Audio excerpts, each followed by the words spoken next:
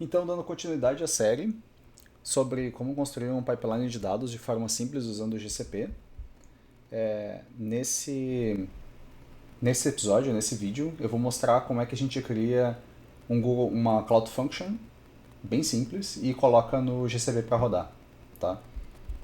Então vamos lá. Aqui a gente tem a página da Cloud Function, lá no GCP, que não tinha citado no vídeo anterior. Então aqui a gente tem a Cloud Function. Tu pode criar essa function aqui via console mesmo, via página aqui do Google Cloud Platform. Tá? Que é só questão de clicar aqui. Deixa eu apagar essa pesquisa aqui. É só questão de clicar aqui, colocar o nome da tua função, pode chamar de minha função. Escolher a quantidade de memória, qual o acionador, né? Se quer que seja chamado via HTTP ou usando outros serviços do Google, a gente vai usar HTTP nesse momento. Aqui vai te dar o URL que tu vai utilizar, né, que tu vai receber. Então aqui vai ser a região que está, o número do teu projeto. Esse domínio aqui é um domínio do Google e a tua função vai ser chamada de minha. Nesse caso, ela é chamada de minha função, tá? Aqui tu pode marcar se esse endpoint vai ficar disponível para o público ou não. Eu vou marcar aqui sim, nesse caso, mas eu recomendo para vocês darem uma olhada como fazer essas chamadas autenticadas, tá? Para não correr o risco de outras pessoas começarem a irritar os endpoints de vocês. Aqui tu pode escolher algumas linguagens, tem Go, tem Python, tem JavaScript. Eu vou escolher Python nesse caso, tá? E aqui tem o Requirements, que é um arquivo onde tu gerencia as dependências do Python. E aqui é um exemplo de código, tá? E a função que tu quer que execute. Então aqui, quando tem esse main.py aqui, ele vai ser o arquivo que o Cloud Function vai utilizar. A função a ser executada vai ser a função que tá definida aqui. Por exemplo, se eu trocar essa função aqui para run, eu tenho que dizer que a função que a Cloud Function vai executar, vai chamar quando for executada, ela é a função run, né? Tu tem que dar o nome da função aqui. Aqui está um pouco explicado. Mas a regrinha aqui é, se a tua função principal, o nome dela for, sei lá, chamar aqui, tá? Esse nome tem que estar igual aqui. Tá? Eu vou deixar como run nesse caso. Aqui tem algumas outras variáveis que tu pode escolher qual região que tu quer que rode, se vai rodar nos Estados Unidos, vai rodar na Europa, vai rodar na Ásia, qual o tempo limite em segundos, ou seja, quanto tempo a função ela pode ficar rodando até ser considerada como tipo, foi um limite e aí a plataforma aqui, não, o Cloud Function cancela a tua função. Vamos deixar o limite de 60 segundos por enquanto, mas depois a gente pode aumentar. Aqui vocês podem definir o número limite de funções executando em paralelo. Se tu não coloca nada, ele vai subir quantas forem necessárias. Então se vocês receberem 100, 200, 1000 requests, ele vai subir o número equivalente de funções, tá? Mas aqui é legal de definir um limite, né? De eu só quero 5 executando ao mesmo tempo. Eu vou deixar 100 por enquanto. Essa aqui é a conta de serviço, não vem muito ao caso agora, mas o que ele vai executar para rodar. Eu vou permitir todo o tráfego de entrada, tá? E o resto a gente deixa igual. Dá para usar algumas variáveis de ambiente, mas isso não vem muito ao caso, tá? Eu vou deixar essa minha função só para vocês verem como é que funciona. Quando eu clico criar aqui, ele vai começar a criar essa minha função, que significa o quê? Ele vai colocar a minha função no ar, e aí vai ter um endpoint, que nem vocês viram antes, que vai atender as requisições que eu fizer, né? Então aqui ele está permitindo sem autenticação, que nem eu falei, é o tipo de execução runtime dele, ele está usando o Python 3.7 e ele recebe os requests via HTTP, via uma chamada num endpoint, né? Aqui vocês estão vendo que está sendo implementada. Enquanto ele é implementado, enquanto o Google Cloud faz o deploy da função, eu vou pegar a URL que ele criou para essa função. Ó, já terminou. Então aqui tem as versões e a tua versão está ativa. Eu vou usar o Postman aqui para fazer o teste dessa função, só para a gente ver essas coisas funcionando, tá? Mas equivale a botar no browser também e acionar o endpoint, tá? Vocês podem usar qualquer outro cliente para fazer requests, pode ser via terminal usando curl, pode ser qualquer coisa, tá? Então aqui eu vou chamar minha função e vou lá, tá aqui, ó, hello world, de acordo com o código que está na função. Só que trabalhar desse jeito é um pouquinho chato, tá? Porque daí tem que vir aqui e aí vir no acionador, origem aqui, ficar escrevendo código, só tem a main, não é muito legal. A gente pode fazer isso aí usando um projeto de verdade, né? Num repositório. Então eu criei um repositório chamado Covid Consumer aqui.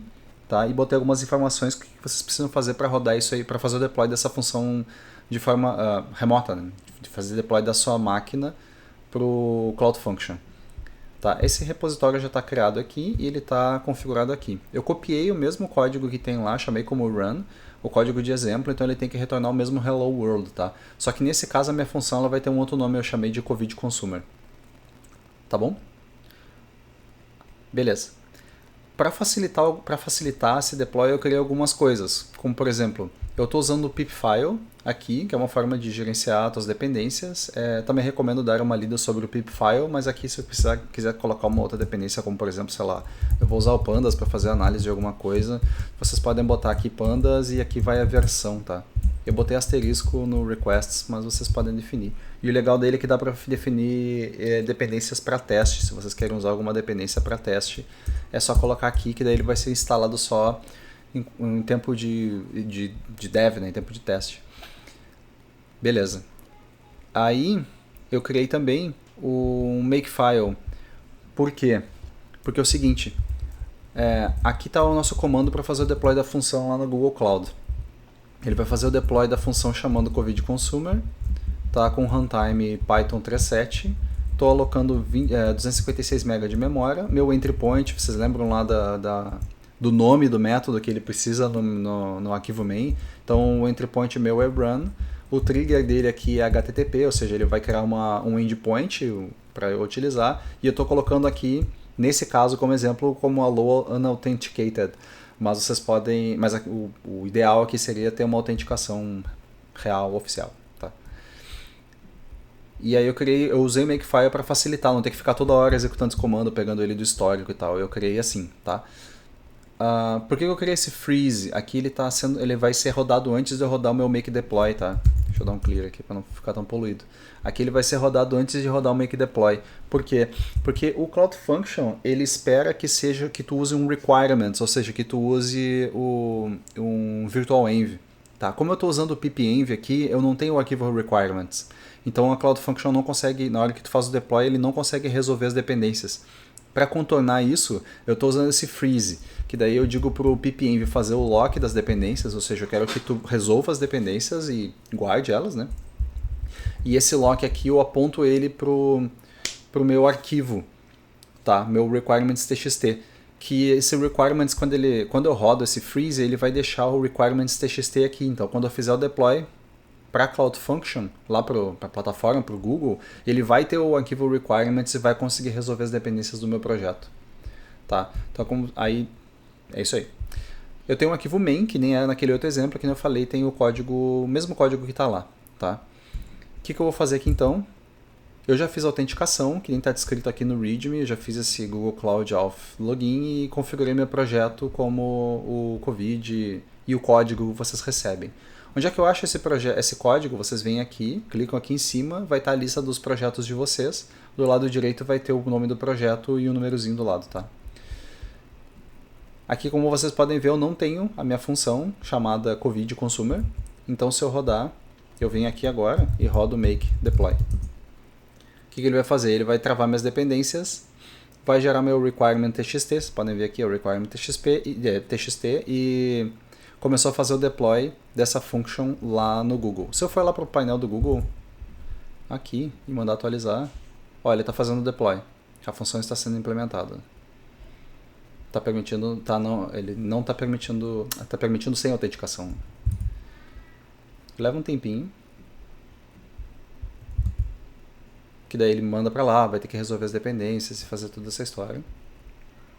Aí deixa eu entrar aqui para vocês darem uma olhada em algumas outras coisas, como por exemplo, em origem, que seria source, já consegue ver mais alguns arquivos. Ó. Então tem meu main, tem o pipfile lock, tem o readme aqui, tem alguns arquivos. Ó. Inclusive foi meus arquivos de teste. E aí depois eu explico como é que a gente faz para não ir para lá, tá? Ó, terminou, fez o deploy. Então, eu vou testar. Como é que eu faço para testar? Para testar a mesma coisa que eu fiz com a minha função. Eu venho aqui no meu acionador, pego a URL, tá vendo aqui a COVID Consumer? Né? Eu copio esse link aqui, vou no meu Postman. Ele era a minha função, agora é COVID Consumer. E se tudo der certo, tem que retornar Hello World. Ó, retornou Hello World. Ou seja, a minha função está funcionando. A função que eu criei, no caso a COVID Consumer, né? Você vê aqui, agora já atualizou, não está mostrando o ponto aqui, né, o request, mas ele já não diz que não tem mais dados, né? E é isso aí, assim que eu faço o deploy de uma função para o Google Cloud. Isso vai me permitir agora, a partir de agora, eu começar a colocar mais informações aqui, né? Colocar mais dados, começar a colocar a ingestão de fato, né? O cliente para chamar o endpoint. Vocês viram que ele criou um Cloud Ignore aqui? Esse arquivo aqui é o git ignore do Google Cloud, do Cloud Function.